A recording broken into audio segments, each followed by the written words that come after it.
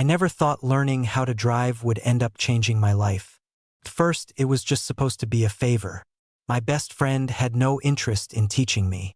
My parents worked crazy hours. Driving schools around town were booked for months.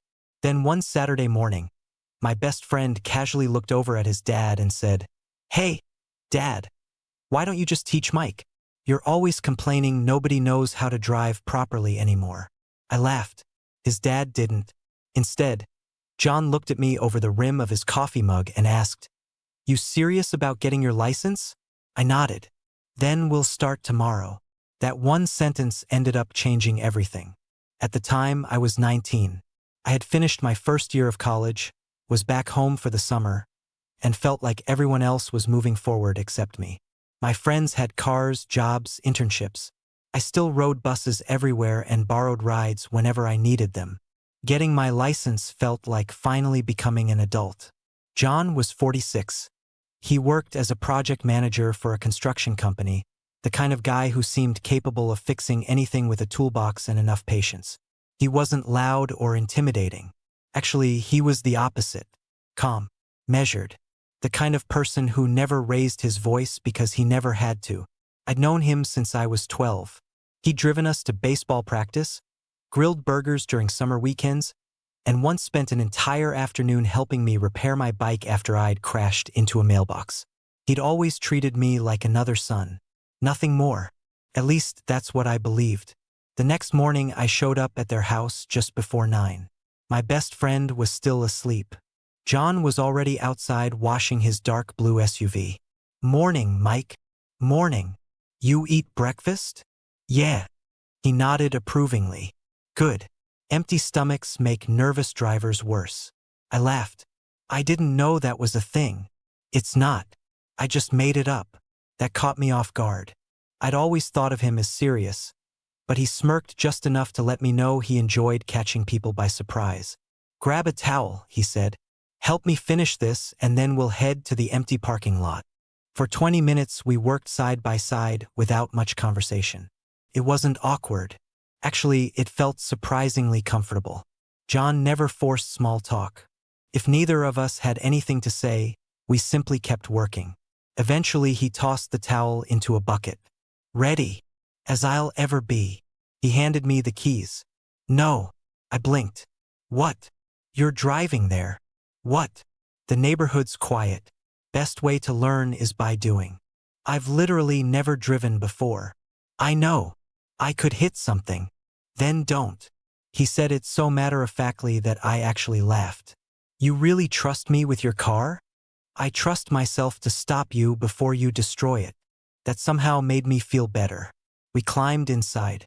The leather seats smelled faintly of coffee and cedar. John adjusted the mirrors while I stared at the steering wheel like it belonged on a spaceship. "Relax. I'm trying." "No, you're panicking." "I can do both." That earned another small smile. He spent the next 10 minutes explaining everything patiently. Mirrors, pedals, signals, seat position. He never rushed. Whenever I apologized for asking another question, he'd simply say, "Questions are cheaper than accidents." By the time we reached the empty shopping center parking lot, my hands weren't shaking quite as much. "Okay," he said. "Start the engine." The SUV hummed to life.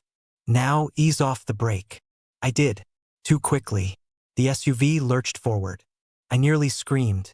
John reached over and steadied the wheel without grabbing it from me. "Easy." "Sorry." "No apologies. I almost killed us." "You almost startled us." "There wasn't much difference." "There is." His voice stayed calm. Always calm. Somehow that made me calmer too. For the next hour I practiced stopping, turning, parking, and driving slow circles around empty rows of parking spaces. Every mistake felt enormous. John treated every mistake like it was expected. "Again. I messed that up." "I know." So do it again." No frustration. No disappointment. Just another lap. By noon I could actually park between two lines without climbing the curb. "See?" he said. "I told you.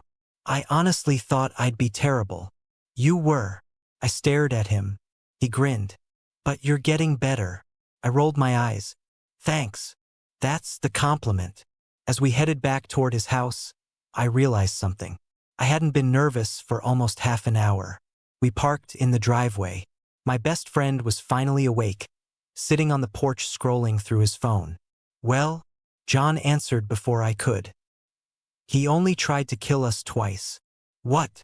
I'm kidding, John said. He did fine. My best friend looked genuinely surprised. Seriously? I shrugged, trying not to smile too much. I guess.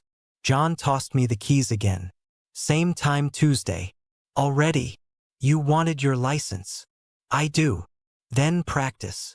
There wasn't really room to argue. As I walked home that afternoon, I caught myself looking back toward their house. John was putting the hose away. He glanced up. For just a second, our eyes met across the street. He lifted a hand in a simple wave. I waved back. At the time, it felt like nothing. Just another ordinary summer afternoon. I had no idea those driving lessons were about to become the part of every week I looked forward to most. The next few weeks settled into a routine. Every Tuesday and Thursday evening, I'd walk over to John's house after work, and we'd spend 2 hours driving around town. At first, we stuck to empty parking lots, then quiet neighborhoods, eventually 2-lane roads. Every lesson ended with John giving me one thing I'd done well and one thing to improve. He never overloaded me, never criticized me just to criticize. Good lane control today, he'd say. Then, but you're still braking too late. Simple, clear, manageable. It made me want to improve. By the 4th lesson, I wasn't terrified anymore. I was actually starting to enjoy driving. Left at the next light, John said. I flicked on the turn signal. Nice. What? You remembered without me telling you. I smiled. I guess I'm learning. You are. It was funny how much those 2 words meant coming from him. John wasn't the type to hand out compliments just to make people feel good. If he said you were improving, you believed him. One evening, rain started halfway through our lesson. Big summer drops splattered across the windshield. I instinctively tightened my grip on the wheel. You okay? John asked. I hate driving in rain. You've never driven in rain. I hate the idea of driving in rain. He chuckled. Fair enough. The wipers swept steadily across the windshield while he calmly explained how to increase following distance and brake earlier. His voice never changed. Whether the roads were empty or busy, he sounded exactly the same. Calm. Confident. I realized that was becoming my favorite thing about him. When I got nervous, he didn't. About an hour later, we stopped at a small diner outside town. My treat, John said. You don't have to. I know. Inside, the waitress greeted him by name. The usual? You know it. She smiled at me. And for your son? John answered before I could. Not my son. The waitress looked embarrassed. Oh, I'm sorry. John simply smiled. No harm done. I expected the moment to feel awkward. Instead, neither of us mentioned it again. Still, for some reason, I kept thinking about it. While we waited for our food, we actually talked. Not about driving, about life. So, John asked, what are you studying again? Graphic design. You still enjoy it? I do. But, I laughed. How'd you know there was a but? You hesitated. I stared at him. You notice everything, don't you? Comes with age. I sighed. I just don't know if I'm good enough. He leaned back in the booth. You know what confidence is? What? Evidence. I frowned. People think confidence comes first. It doesn't.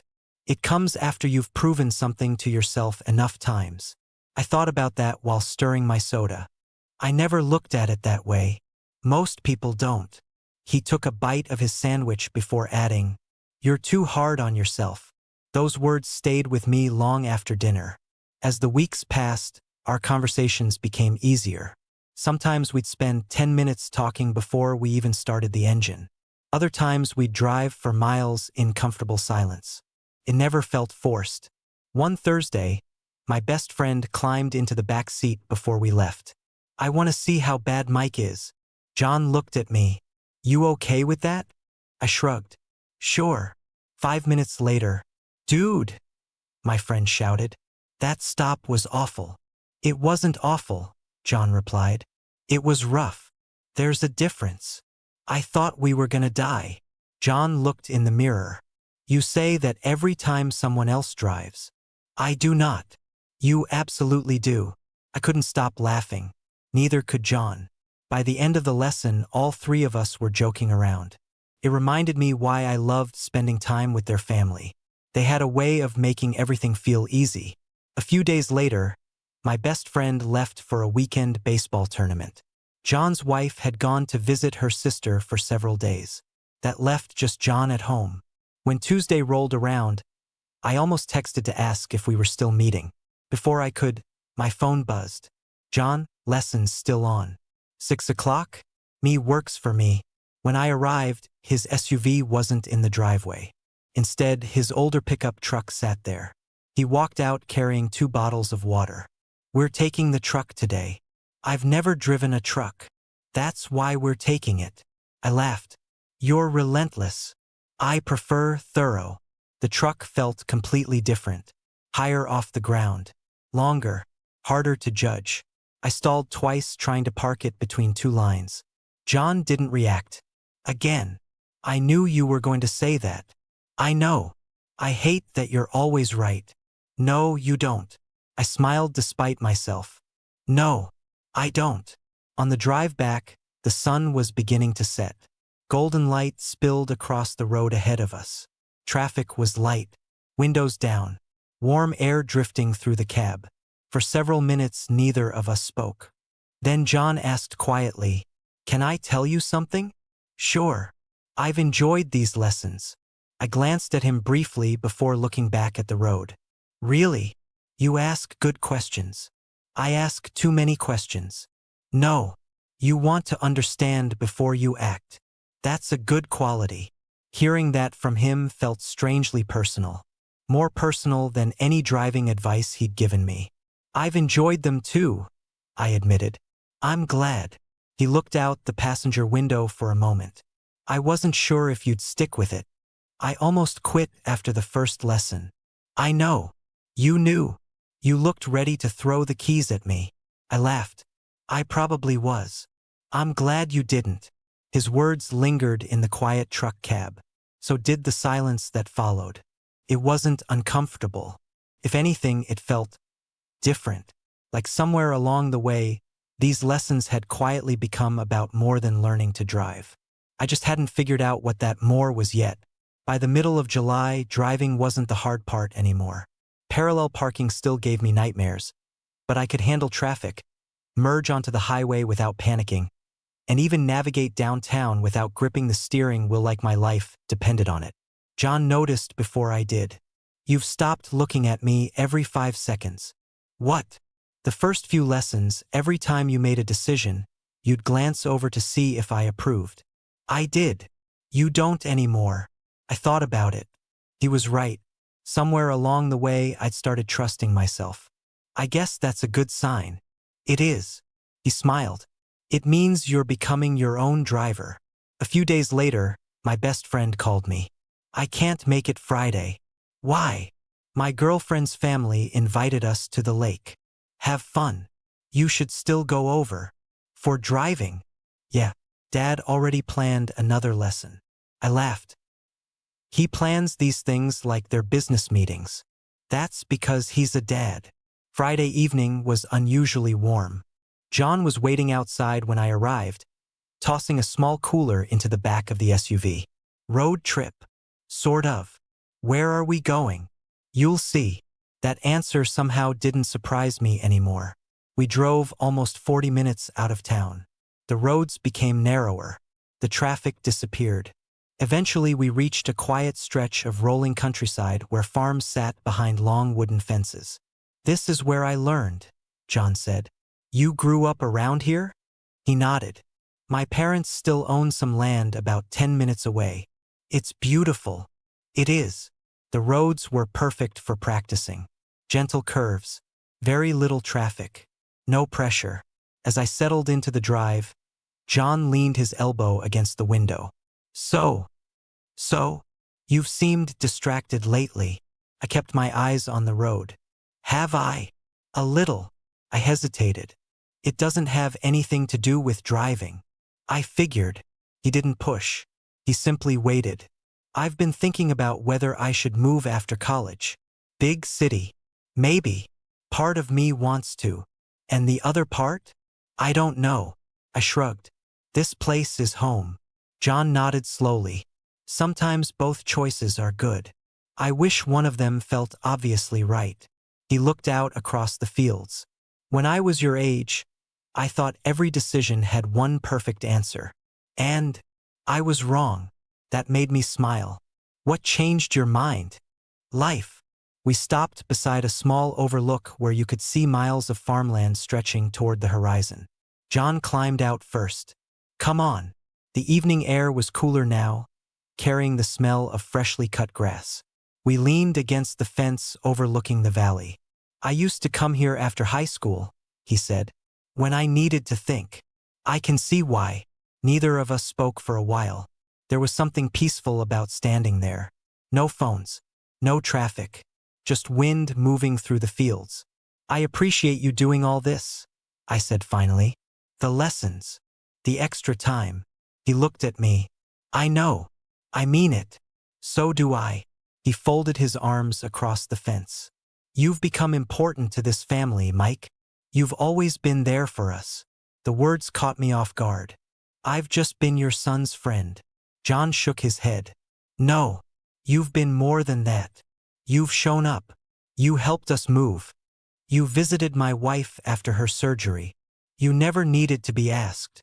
I looked down, suddenly embarrassed. I didn't think it was a big deal. It was. His voice stayed calm, but there was a sincerity behind it that made me look back up. People remember who shows up. For a second, neither of us looked away. Then a truck passed on the road behind us, breaking the moment. John cleared his throat. We should get back before it gets dark. Yeah.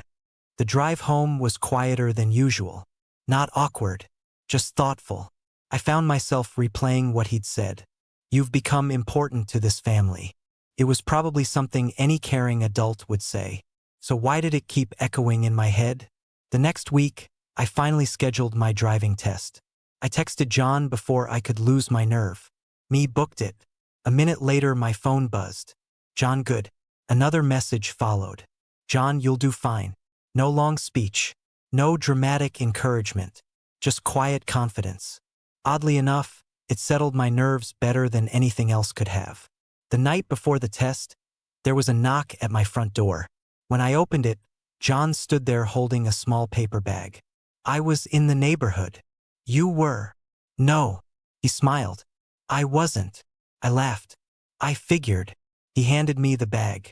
Inside was a travel mug with a local coffee shop logo on it. What's this? Tomorrow morning. I remembered you saying bad coffee ruins your mood. I stared at him. You remembered that? You've mentioned it more than once. I couldn't help smiling. You really do notice everything. Occupational hazard. We stood there on my porch for another minute. Neither of us seemed in a hurry to end the conversation. Finally, he nodded toward the street. Get some sleep. I'll try. You've earned this. As he walked back to his SUV, I found myself watching until his taillights disappeared around the corner. I didn't understand why that simple visit meant so much. Maybe because no one outside my own family had ever believed in me that quietly. No speeches, no pressure, just showing up.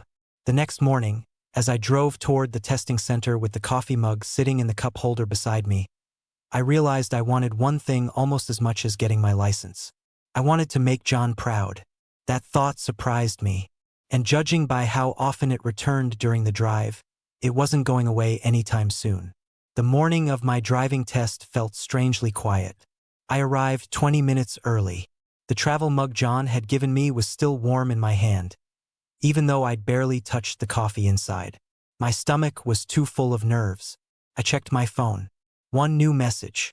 John, remember what we practiced. Don't rush. That was it. No good luck. No dramatic pep talk.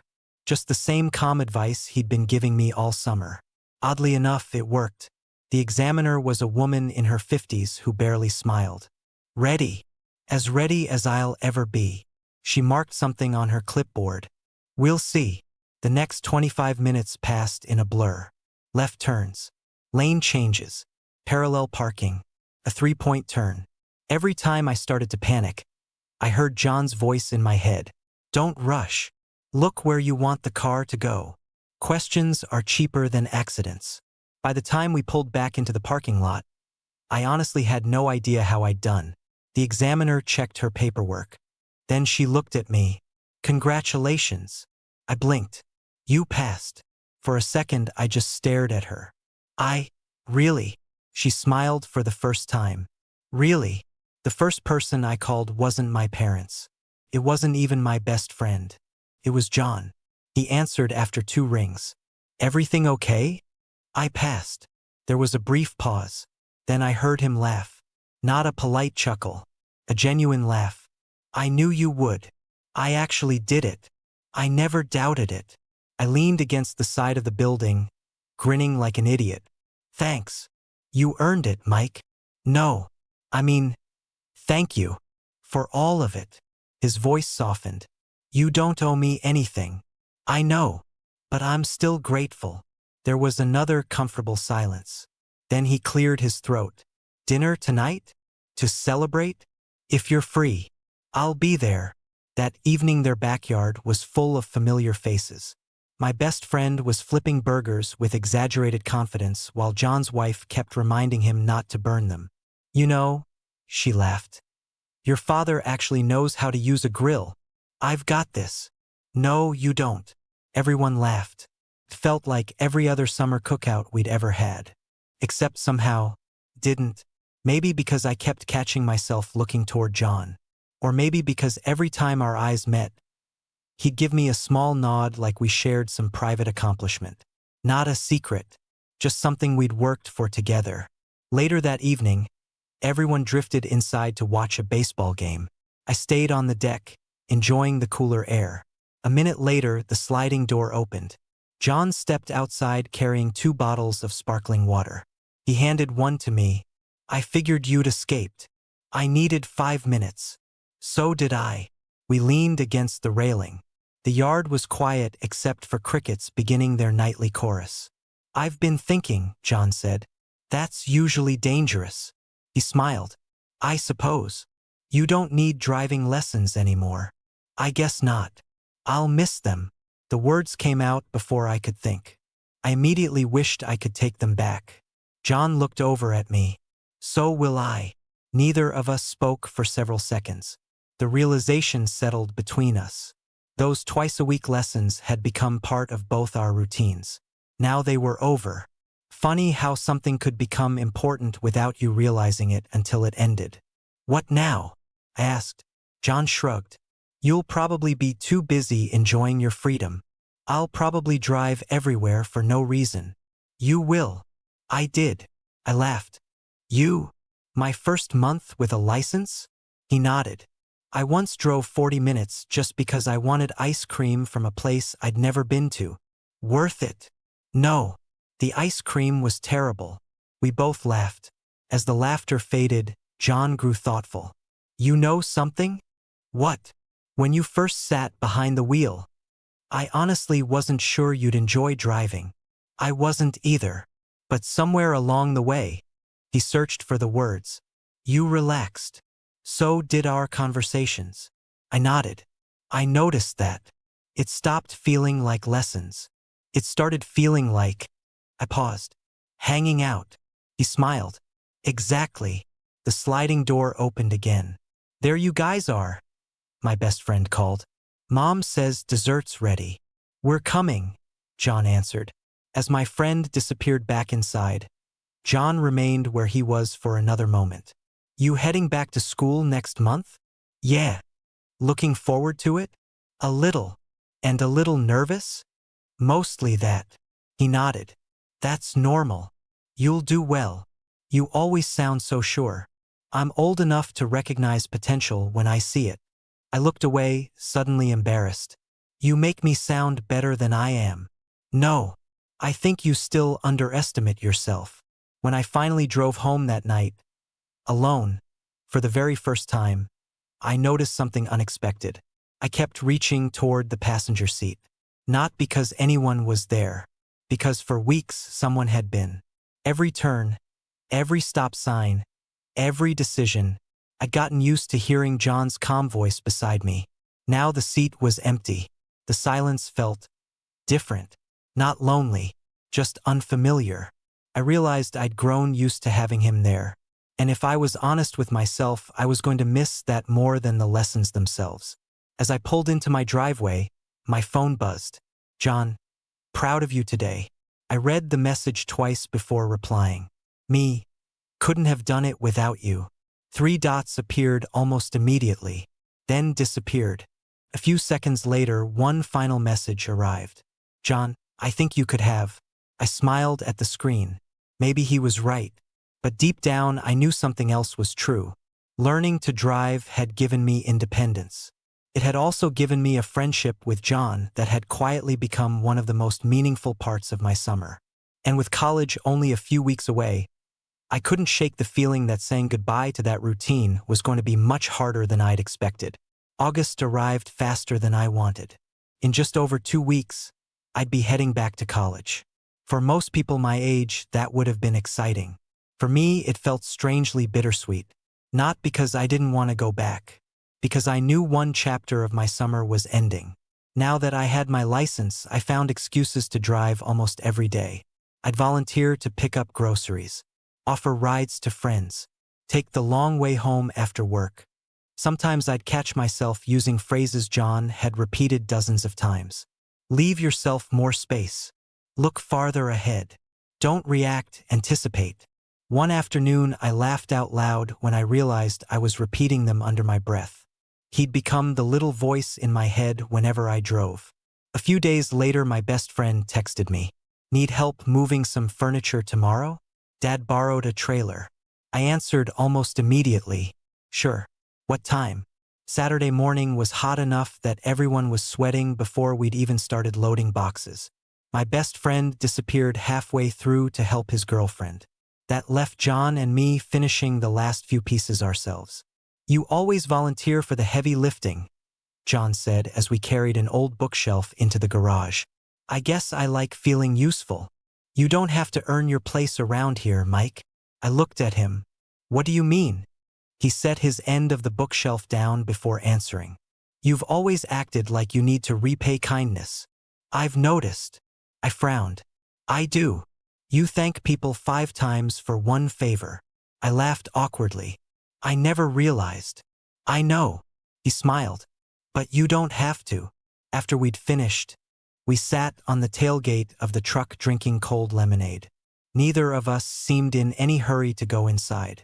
You excited for school? John asked. I think so. You don't sound convinced. I've been wondering what comes after college. Career. Maybe moving. Maybe staying. It feels like everyone expects me to have everything figured out. John chuckled quietly. I'm 46. I still don't have everything figured out. I looked over at him. Seriously? Absolutely. I've changed careers once. We've moved twice. There are still days I wonder if I'm making the right decisions. That surprised me. You always seem so certain. I've learned something. What? You don't need certainty. You need direction. I rolled those words around in my head. Direction, not certainty. It sounded simple, but somehow it explained exactly what I'd been struggling with. You always know what to say. No. He smiled. I've just had more years to make mistakes. That evening, after everyone else had gone inside, John asked, Feel like taking one last drive? I raised an eyebrow. I thought I graduated. You did. This one's just for fun. We took the SUV instead of the truck. No lesson. No route planned. Just 2 people driving with the windows down while the late summer air drifted through the cabin. It reminded me of those early evenings we'd spent on the country roads. Only now I wasn't nervous anymore. I drove naturally, confidently. You know, John said after a while. I barely say anything anymore. I noticed. You don't need me to. I guess that's the goal. It was. He looked out at the passing fields. It's satisfying watching someone become independent. I smiled. You sound like a proud teacher. I suppose I am. We stopped at the same overlook we'd visited weeks earlier. The view hadn't changed. The fields still stretched toward the horizon. The wind still moved through the tall grass. But somehow everything felt different. I've been thinking about this place, I admitted. So have I. We leaned against the fence again, almost exactly where we'd stood before. I think this became my favorite part of the summer, I said quietly. The driving. I shook my head. No. The conversations. John was silent for a long moment. Mine too. His answer came so naturally that it caught me off guard. I didn't expect that. I didn't either. He folded his arms on top of the fence. You know, when Sam first suggested I teach you, I thought I'd just be helping you get a license. And I ended up getting to know you as an adult. I looked down at the ground. I liked that. So did I. The honesty between us felt different now. Not uncomfortable, just deeper. There were no dramatic declarations. No impossible confessions. Just two people acknowledging that spending time together had come to matter more than either of them expected. As the sun began slipping lower, John finally broke the silence. You'll come by even after school starts? Of course. You don't have to disappear just because the lessons are over. I wasn't planning to. He smiled. Good. On the drive back, I realized something that had been slowly growing inside me for weeks. My admiration for John had become something more complicated. I respected him, trusted him, looked forward to every conversation. And that realization scared me a little. Not because he'd done anything inappropriate. He hadn't. Not once. If anything, he'd always treated me with quiet kindness and steady respect. The confusing part was entirely inside my own head. I wasn't sure what those feelings meant. I only knew they were becoming harder to ignore. And with college just around the corner, I wondered if a little distance might help me understand them better. College started with the usual chaos. New professors, group projects, too many deadlines. By the end of the first week, I was already wondering where my summer had gone. It felt strange not driving twice a week. Stranger still not seeing John. I hadn't realized how much those conversations had become part of my routine until they weren't. One Friday afternoon, my phone buzzed while I was leaving class. John, how's school treating you? I smiled before I even opened the message. Me, already buried in assignments. A minute later, John, good. Means you're learning. I laughed. Me, you always have an answer, don't you? After a short pause, he replied. John, not always. Just enough to get by. Over the next month, we'd exchanged the occasional message. Nothing constant, just checking in. Sometimes I'd send him a picture of a car I'd spotted that reminded me of one we talked about. Sometimes he'd ask how classes were going. Other times he'd simply write, "Drive safe." Those two words somehow meant more than they should have. October brought fall break. I drove home Friday afternoon. For the first time, I made the entire trip by myself. 3 hours. Highway traffic. Rain for part of the drive. A few months earlier, the thought would have terrified me. Now it just felt normal. When I pulled into my parents' driveway, I instinctively grabbed my phone. Me made it home. A reply came almost immediately. John, I never doubted you would. I shook my head, smiling. Some things never changed. The next evening, my best friend invited me over for dinner. It'll just be family, he'd said. Come by around 6. Walking through their front door felt oddly familiar. John's wife hugged me the moment I stepped inside. It feels like we haven't seen you in forever. It's only been 6 weeks. Too long. From the kitchen, John looked up from chopping vegetables. Hey, Mike. Hey. He smiled the same quiet smile I'd seen dozens of times during the summer. But somehow it felt different now. Maybe because we hadn't seen each other in person for so long. Dinner was loud. Everyone talked over one another. My best friend told embarrassing stories from college. John mostly listened, laughing every now and then. Felt exactly like it always had. And I found that comforting. After we ate, my best friend disappeared upstairs to take a phone call. His mom started cleaning the kitchen. I automatically began helping. John handed me a towel. You still volunteer for cleanup. Old habit. It's appreciated. We worked side by side for several minutes. The rhythm felt familiar, comfortable. You've changed, John said quietly. I looked over. Good change or bad? Good. You seem more confident. I shrugged. I think getting my license helped. I don't think it was just that. What then? He dried another plate before answering. I think you finally started believing you were capable. The words landed harder than I expected. I've been thinking about what you said. About confidence. He smiled. Evidence. Yeah. I actually wrote that down. You did. It made sense. John laughed softly. I don't usually get quoted. You should. Later that evening, I was getting ready to leave when John stepped outside with me. The air was crisp. The first real hint of autumn. You driving back tonight? Yeah. Weather says fog later. I'll be careful. I know you will. For a moment, neither of us moved. Then he reached into the garage and handed me a small flashlight. You should keep this in your glove compartment. I looked at it. I already have one. You have two now. I laughed. You really think of everything. I try. I slipped the flashlight into my backpack. You know, I said, I don't think I ever properly thanked you. You've thanked me plenty. No, I mean, for believing in me before I believed in myself. John looked genuinely surprised. I just gave you driving lessons. It was more than that. He was quiet for a long moment. Finally, he nodded. I'm glad you see it that way. As I opened my car door, he called my name. Mike. I turned. I'm proud of the man you're becoming. The words caught me completely off guard. For a second, I couldn't think of anything to say. Finally, I managed. That means a lot. I know. He smiled. Drive safe. I will. The drive back to campus was quiet. Not because of the road. Because my mind kept replaying that sentence. I'm proud of the man you're becoming. There wasn't anything romantic about it. It sounded exactly like something a caring mentor or a father figure would say. And maybe that was why it stayed with me. John had spent the summer teaching me far more than how to operate a car. He'd shown me patience, confidence, the value of listening before speaking, the importance of believing in yourself through steady effort instead of instant certainty.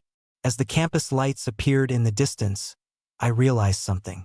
Whatever confusing feelings I'd wrestled with during the summer had settled into something much clearer. What mattered most wasn't trying to define them.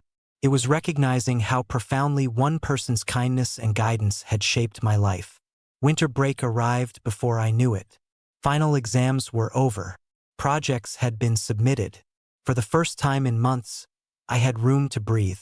The drive home felt different from every trip before it. Not because the roads had changed, because I had. 3 months earlier, I would have been anxious the entire way. Now I turned on some music, settled into the driver's seat, and simply enjoyed the drive. Somewhere outside town, I caught myself smiling. John would have been happy to see that. A couple of days after Christmas, my best friend invited me over again. We're putting together the new shelves Dad bought, he texted. You in? I answered without thinking. Of course. When I arrived, the garage looked like a hardware store had exploded. Boxes, boards, instructions spread across the workbench. My best friend groaned dramatically. Who writes these manuals? John glanced over. People who expect you to read them. I was hoping to skip that part. I know. I laughed. Some conversations never changed. The three of us spent most of the afternoon assembling cabinets for the garage. Eventually, my friend disappeared inside to answer another phone call, leaving John and me tightening the last few bolts. You've gotten pretty handy, he said. I had a good teacher. I only showed you where the wrench was. You also showed me not to force things. He looked at me with an amused expression. I've said that before. More than once. He laughed. I should be careful what advice I repeat. When we finished, we stepped outside with mugs of hot chocolate. Snow flurries drifted lazily through the air. The neighborhood was unusually quiet. I've been thinking about next year, I said. Oh, I accepted an internship. John's face brightened immediately. That's great. It's in the city. I'll have to move for the summer. He nodded. Congratulations. I was nervous about taking it. I almost stayed close to home. What changed your mind? I looked down at the steam rising from my mug. You. He raised an eyebrow. Me? You kept saying I didn't need certainty. Just direction. A slow smile spread across his face. So I did. I finally understood what you meant. For a long moment, neither of us spoke. The snow continued falling around us. Quiet, unhurried. Finally John said, You know, every parent hopes they leave their kids a little more confident than they found them. I glanced over. I'm not your kid. No. He smiled warmly. But I care about you. The honesty in his voice caught me off guard. I care about you too. There wasn't anything complicated about saying it anymore. It simply felt true. A few minutes later, my best friend burst through the back door. There you guys are. We've been looking for you. John laughed. We've been standing in the same place. Mom says dessert. That's a much better reason to interrupt us. We all headed inside together. Watching them joke with one another, I realized how lucky I'd been. Not everyone found another family that welcomed them so completely. The night was winding down when I grabbed my keys. John walked me to my car, just as he always seemed to. You heading back tomorrow? Early. Roads might be icy. I'll take it slow. I know. He hesitated before speaking again. One last thing. What? He reached into the passenger side of his truck and pulled out something long and flat. It was framed. What is it? Open it when you get home. You like surprises too much. I've learned they're memorable. I laughed and placed it carefully on the back seat. When I got home, I carried the frame inside. Under the wrapping paper was a photograph. It had been taken during one of our drives at the Overlook. I was standing beside the SUV, laughing at something John had apparently just said. I'd never even noticed someone taking the picture. Along the bottom of the frame was a small engraved plate. Every good journey begins with the courage to start. I stood there staring at it for a long time. Then I noticed a folded note tucked behind the frame. Mike, teaching you to drive was never the important part. Watching you grow into someone who trusts himself, that was. Keep asking questions. Keep showing up for people. And wherever life takes you, remember that you'll always have friends waiting for you back home. John. I folded the note carefully and slid it back into the frame. It wasn't a grand gesture. It wasn't dramatic. It was simply, John. Thoughtful. Steady. The same person who had handed me a set of car keys months earlier and quietly believed I could do something I wasn't sure I could do myself. As I hung the frame on my apartment wall after returning to school, I realized it had become about much more than driving. It reminded me that sometimes the people who change your life don't do it with huge speeches or extraordinary moments. Sometimes they do it one patient conversation, one lesson, and one act of kindness at a time. Spring arrived before I realized how much had changed. My internship had started. I had my own apartment for the summer.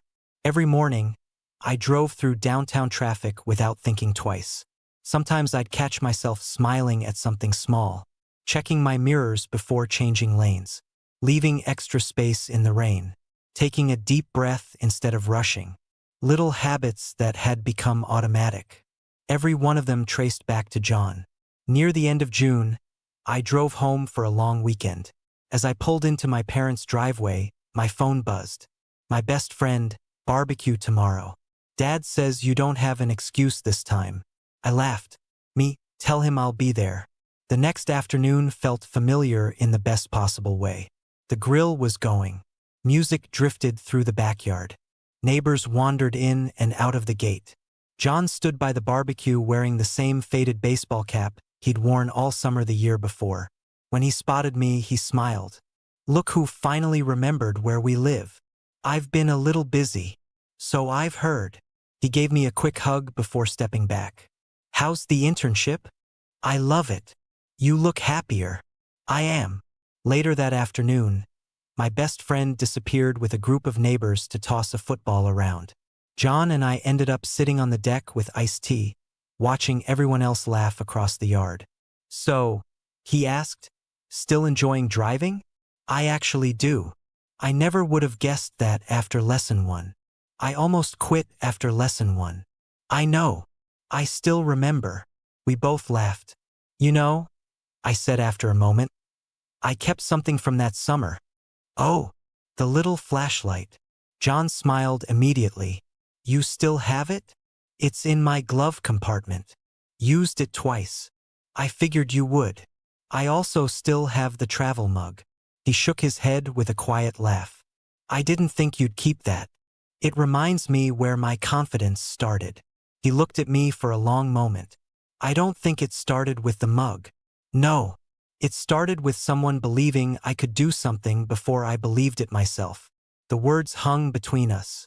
John looked out toward the backyard before answering. "I've been thinking about something too." "What?" "Remember when you thanked me after your driving test?" "Yeah.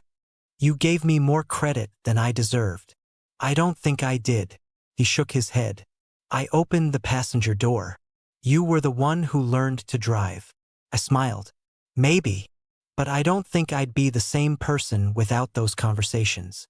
John leaned back in his chair. "You know what makes a good mentor?" "What?"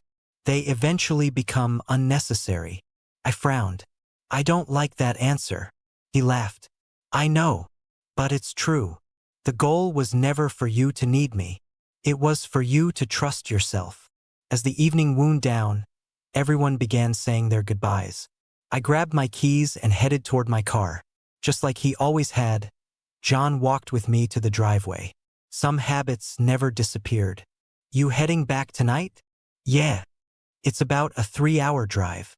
I'll stop if I get tired." "Good." He nodded once, then added with a smile, "I don't have to remind you anymore." "No, you really don't." For a second we simply stood there. Then I held out my hand. Instead of shaking it, John pulled me into another brief hug. "I'm proud of you, Mike." "I know. And," I smiled, "thank you for everything." He stepped back. "You don't owe me thanks." "I know. But I wanted you to hear it anyway." The drive back to the city was peaceful. As the miles passed beneath my tires, I thought about everything that had happened over the past year. I'd started the summer afraid to drive, afraid to make mistakes, afraid to trust myself. I ended it with a license, a career I loved, and a quiet confidence I'd never had before. People often talk about the moments that change your life as if they're dramatic. Mine wasn't. It was a patient man sitting in the passenger seat, reminding me to slow down, to look farther ahead, to trust myself. Those lessons had never really been about driving. They had been about growing up. When I finally reached my apartment, I carried my overnight bag inside and glanced at the framed photo hanging on the wall. Below the picture, the engraved words still read, "Every good journey begins with the courage to start." I smiled. John had been right all along. Confidence wasn't something you woke up with. It was something you built 1 mile, 1 lesson, and 1 small act of courage at a time. And every time I turned the key in my car, I carried those lessons with me.